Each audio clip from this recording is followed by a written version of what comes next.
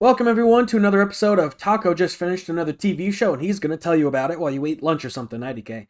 This one isn't quite as dissectable as the other stuff I've talked about before, so maybe this video ends up being on the shorter side, but hey, go check out my other anime videos if you like finding new shows or talking about something you've already seen. Bocchi the Rock. That's the show, just in case you forgot the title already. Just kidding, I just have no idea how to start this. Anyway, I discovered this show the way I've discovered a lot of shows recently, and that method is memes. Basically, if I start recognizing a show after seeing a handful of memes on it, I think to myself, if the algorithm thinks I like the show, that must mean it's pretty good. Or at the very least, the memes are funny, so it's worth a watch. And that's exactly what I did with Bocchi. I just saw a bunch of memes about it, and that was all it took to convince me to give it a spin. So, did I like it? I mean, I'm not entirely sure what the title of the video will be, but I'm pretty sure I gave it away already. The answer is yes, though. I thought it was really good. The quick overview is that I thought the characters were done quite well, the animation was unique and engaging, and the music was a total vibe, but now let's really dive into that. I think the first thing I want to start off with is what I think is the show's greatest asset and best quality, and that is its willingness to break conventions because they did it a lot in here. Obviously, the most iconic and memorable moments are going to go along with this as well. I think most people who've seen the show will agree that the way they play with the art style and animation mediums all the time really just lets you engage with it in a goofy and unique way that I've literally never seen in any other TV show. I think ever. For those who haven't seen it, the main character is very anxious and gets flustered over things, but instead of the usual anime tropes and art styles, they really go all out. I'm sure I'll have some footage behind me that lets you get the idea, without me trying to paint some majestic painting with words. But also on the topic of paintings, they literally made a Picasso Bocchi and literally never used it again. It's like 2 frames of Picasso Bocchi and it never pops up again. And that's the kind of dedication to these bits that really just makes the show so fun to watch, because you'll just have these goofy claymation skits, popsicle stick puppets, or my personal favorite, a literal Blender render. Oh, that's a good rhyme. Also, maybe not Blender, IDK, I'm not a 3D modeler.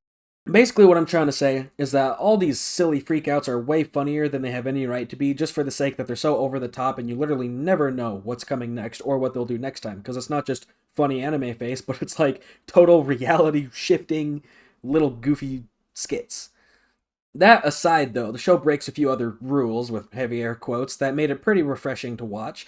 The anime takes place in a high school, and given that all the main characters are students and stuff, that of course will carry a lot of baggage from your, high school anime sort of stereotypes. And yeah, I played into it a little bit. I mean, I had a maid cafe, so maybe it's not super unique, but also I thought they avoided some cliches that really would have distracted from some of the core aspects of the series.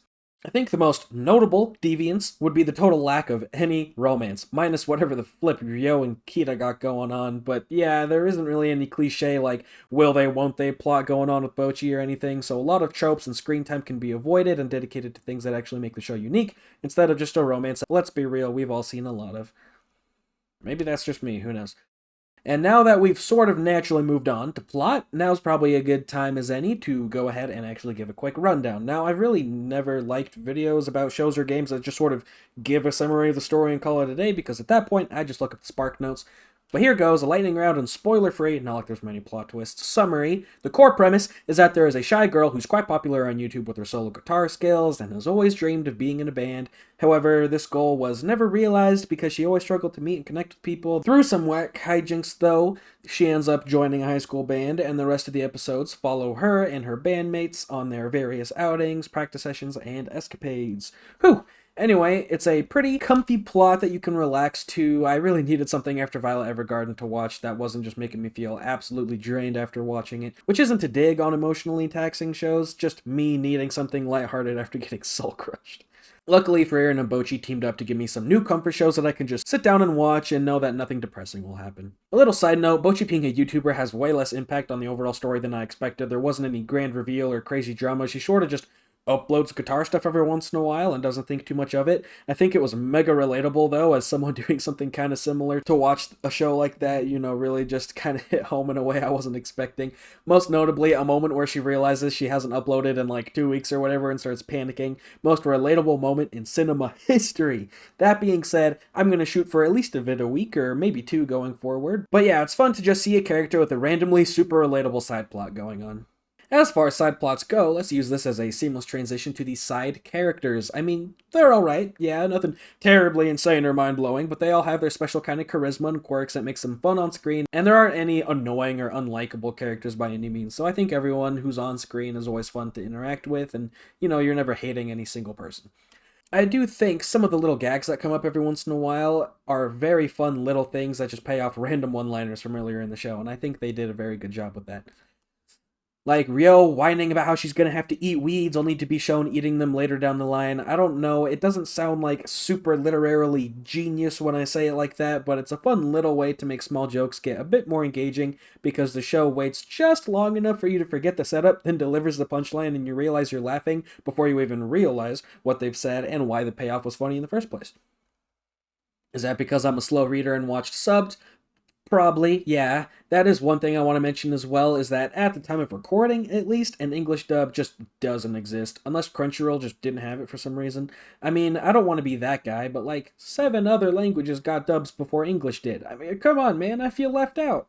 Jokes aside, though, I do usually watch the dubbed, just don't hate me for that, but it was fun watching a show subbed after so long of not doing it.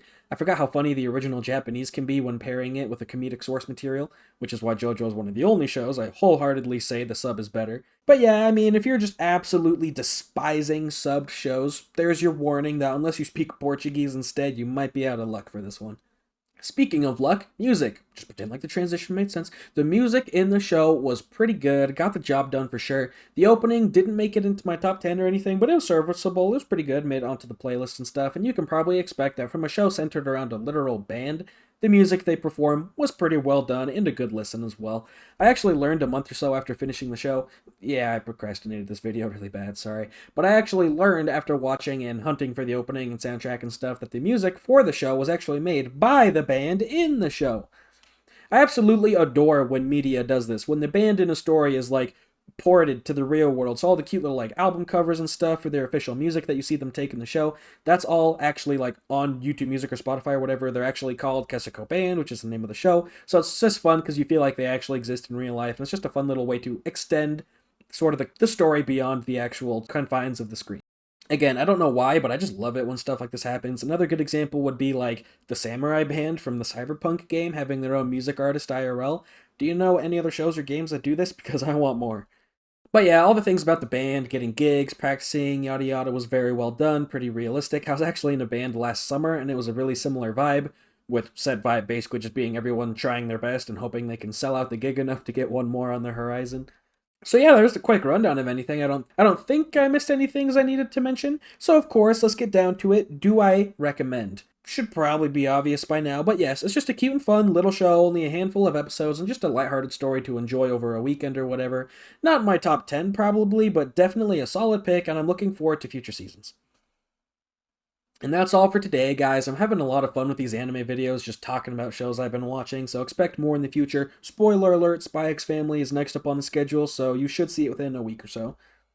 So like the video if you liked it, subscribe if you like me, and whether you do any of that or not, just know you're a super cool person, and I hope you have a great day. Also join the Discord, I keep forgetting to plug that link down below, it's full of goofy friendly people. Anyway, here's the homies who answered the question at the end of last video, and here's today's question. Answer and get featured at the end of the next one. Pretty obvious one today. What's your favorite band? Let me know down below. And one last little side note, I hit a little something extra in my description in the last video, so thank you Caleb River, King Crow 72186, and the Frog Wizard 710 for finding the secret little hint. You get the verbal shout out. Now, if you check my description in this video, you'll have another set of clues, and if you can comment what it is, then I'll give you another shout out at the end of next video. Have a lovely day, and I'll see you next time.